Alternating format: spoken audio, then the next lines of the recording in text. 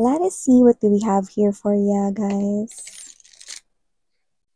Archangel Michael, thank you so much, together with the angels and guides. Someone here could be getting a spiritual message, but I'm getting na parang dumadami yun, so maaring spiritual messages. Someone here is receiving that, and yeah, this is the Knight of Cups energy. Okay? I know it's too early to say this, but I think someone here could be thinking about you. And maybe you've got involved with this person here before. That's the sensing na nabavibe ko na energy. Okay? But we'll take a look at more. No? Wow. Someone here is thinking about you. And it looks like may mga nare-receive siya mga mensahe. No? Alamin din natin yun. Hopefully, makuha natin ng mas malinaw. Ano ba yun? Okay. Okay, mag-alala ako naman ang dakilang chismosang reader. Kaya meron at meron pa rin tayo makukuhang mga informations. Let us see.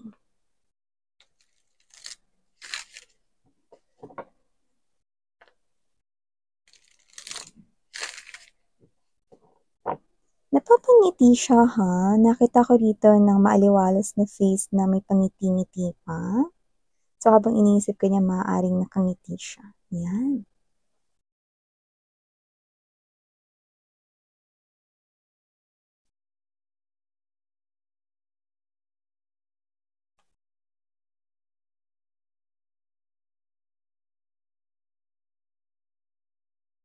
Oh.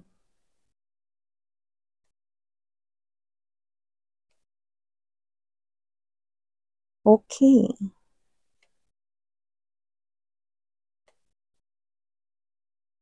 So this is what's going on right now. Wala tayo ditong time period, but I do get that this is happening right now, right at this very moment, sa kasalukuyang panahon. Yan. Uy. That's nice. That's nice.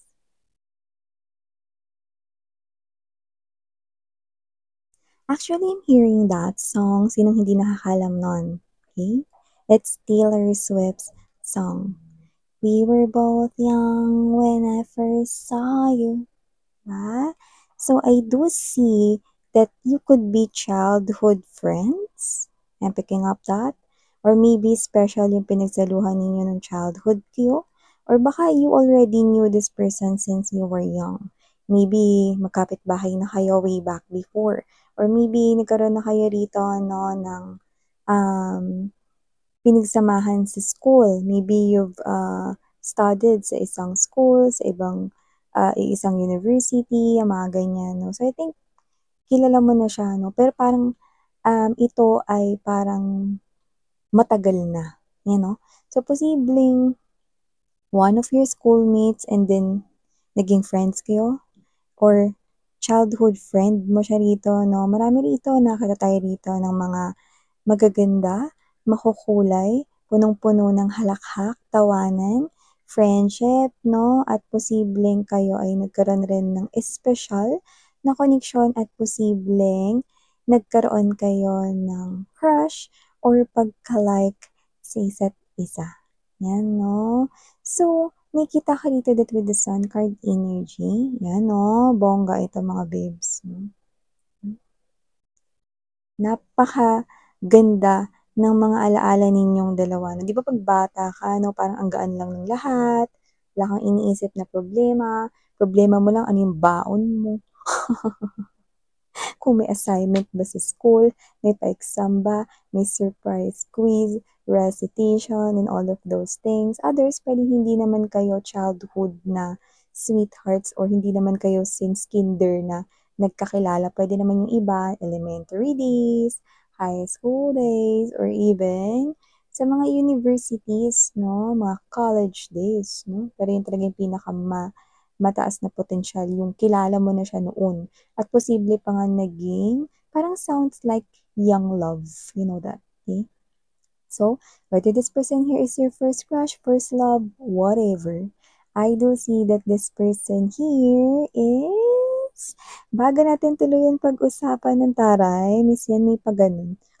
Siyempre hindi ko pa kayo nababate, 'di ba? So, hi and hello there new subscribers. Ako po si Yan, welcome.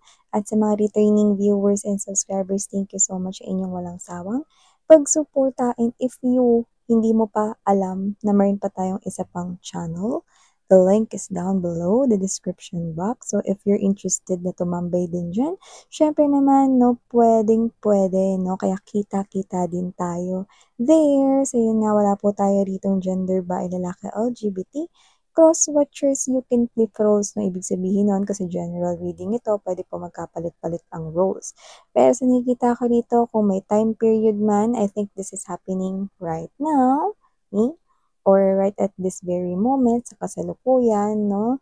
Someone here na nagkaroon kayo ng isang makulay na childhood experience or nung bata pa kayo, young love right here na this person here, I think you popped out sa kanya ditong dreams. Yan, no? So suddenly, miss yan. Yeah, so suddenly, with the Four of Swords energy at naguguluhan din siya, Two of Coins to this Three of Cups energy. This person here is wondering, Seven of Cups energy na bakit bigla ka niyang naalala ngayon, and maybe this person here, baka lumabas ka sa panaginip niya recently, yeah, okay? May mga nagpakita rito ng mga images ng mga memories ninyo, no? And napanaginipan ka nitong tao na to, no? More likely, yan. Ito lang, kailan lang, at yung iba nga parang kagabi lang kayo napanaginipan niya, no? So, nakita ko dito that with the World card energy, naputol na rin yung communication ninyo. Hindi nyo na alam, no? Kahit whether first love nyo yan, una nyo naging crush, or una nyo naging boyfriend, girlfriend, kung sino man yan. Nakita ka rito, no, na yung person na yan is nawala na talaga yung inyong communication at posibleng kayo ngayon ay physically far from each other. Yan, no? Pero ngayon, nakita ko dito na napanaginipan ka niya, no? At siya ito na nagpe-pay attention doon. So, hindi lang siya yung ganito na, ay, napanaginipan ko si Collective. Okay.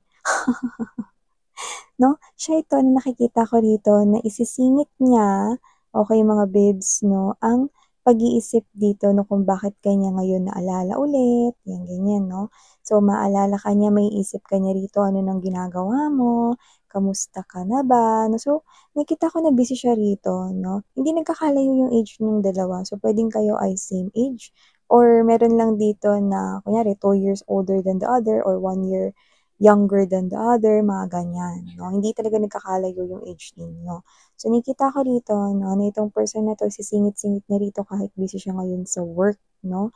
Ang tingin ko, paghahanap sa'yo or pag-search sa pangalan mo no, sa social media accounts, kaya posibleng i-search niyo po kayo with the World Card Energy, Seven of Cups, and Knight of Pentacles energy. Nakikita ko dito mga babes, no, with the World card and the Ace of Swords. I think this person here, no, is maganda yung energy niya, no, kasi naalala ka niya pero hindi dahil ay hahanapin ko si Collective kasi gusto ko makipag-flirt sa kanya or whatever, no? Hindi ganun yung energy. Kundi kasi mature yung energy niya, no? Mature yung nakukuha ko sa kanya. Kaya kahit na same age kayo, sa tingin ko, yung separation, yung hindi kayo nagkita ng matagal, no? Yung wala kayong communication ng person na to, no? Nakita ko na nag-grow up siya, na-mold siya into a mas mature na version ng kanyang self at nakikita ko rito no, na may mga narating at may mga na-achieve na rin siya. So, actually, mga babes, no, hindi ito nagkataon lang dahil wala naman talagang nagkataon lang. Lahat ay planado ni universe. Excuse me. Yes, no? Everything ay may dahilan kung bakit yan nangyayari. Okay? At kung sino man tong energy na to, no, maybe this person here is wondering right now, bakit ko biglang napanaginipan si Collective? Anong kinalaman niya ngayon sa life ko?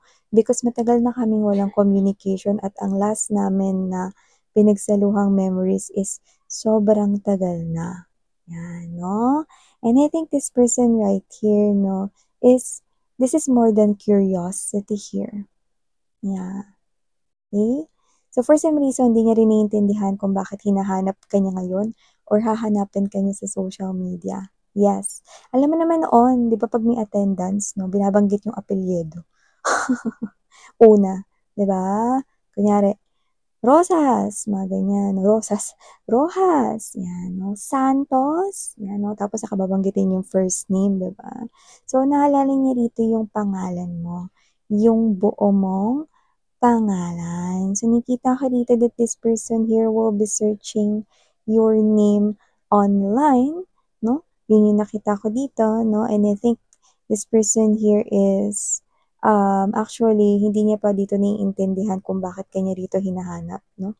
Kasi nakita ko dito parang, hindi siya yung player type of energy na hanapin kanya kasi minsan na kayo rito na parang nagkaroon ng same feelings and emotions before na hindi siya player type of energy. I think this person here is yung mga movements at galawan niya, no, is para siya ritong tinatangay ni universe na hanapin ka. Yan, no? Para rin sa kanya. Anong ibig mong sabihin, Miss Yan, na para rin sa kanya? Kasi nakikita ko rito that with the Ace of Wands energy and there's this Two of Cups and there's this Temperance and there's this Lover's energy. Nakikita ko rito mga babes mo na itong klase ng sitwasyon na to, no, ay may ibig sabihin, may rason kung bakit siya ngayon, no, tinutulak palapit sa'yo, no. Ikaw, sa nakikita ko ngayon with this Ace of Wands energy, no, and there's this Two of Cups, Temperance, and the Lovers, I think you are happy here. Okay? You might be trying to manifest here the love of your life. You might be happy right now and you're attracting here new love. And I think you are patiently waiting for that right person here to come in sa iyong buhay na. With the Lover's card energy, this person here is siya yun. Siya yung tinawag ulit dito, no? Para, what? Magkaroon dito mga babes, no, ng pagkakataon na ito na yun, 'di ba? This time tuloy na talaga ito, no? Talagang kayo na talaga yung pinagtagpo dito. Parang minolde lang kayo rito, no, sa mga experiences na pinagdaanan ninyo sa kanya-kanyang life. And then, boom! Now that you are ready to dive into this type of connection right here, everything is well prepared. This person here, may mga na-achieve na rin siya sa life, no?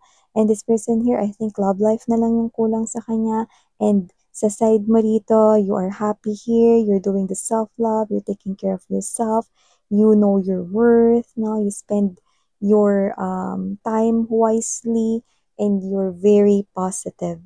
You're maintaining that positive aura in you. Two of Cups energy, Temperance, and the Lovers. I think this connection here is supposed to happen and it is probably happening right now. The universe is orchestrating, you know that word, orchestrating, no?